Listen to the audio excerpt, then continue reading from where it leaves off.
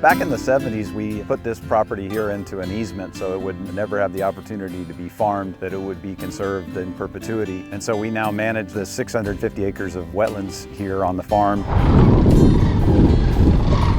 To understand, the diversity of life that we're helping support is really rewarding. And oftentimes, it's the place where I come to kind of clear my head and see a beautiful sunrise or sunset and enjoy just the amazing nature that we have here in the valley. It's part of just an ethic of when you have so much environmental presence around you, it's something we just take a strong sense of responsibility in terms of how we care for it, and it's just it's not we just look at the farming side of the operation, we're looking at the conservation side all the time as well. Once I learned that there was something not right about how we were managing the habitat, or that we could do better, I think that's just sort of an ethic that we've had, is whatever we're going to do in whatever facet of the operation, I want it to be as effective as possible. And just like I said, we make big investments in how we grow our crops. I thought it was only appropriate that we would treat our riparian and habitat areas with the same level of concern and care, and so we've really stepped up our efforts across the farm.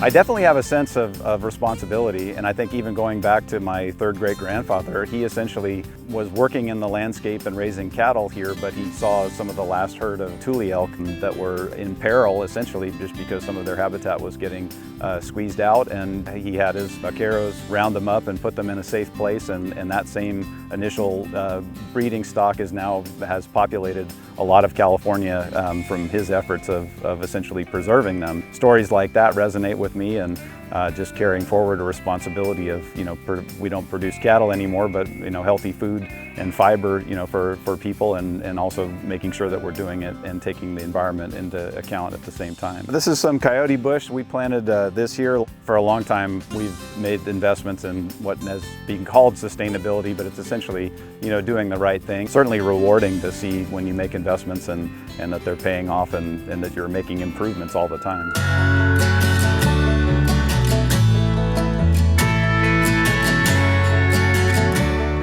If there's ways we can highlight what we're doing, and it can be helpful to other growers, see that there's pathways to, not only being great, food and fiber producers, but you can also do, habitat enhancements and, add those values in as well. Again, it's an honor to be able to produce food in California and do it in a really sustainable way.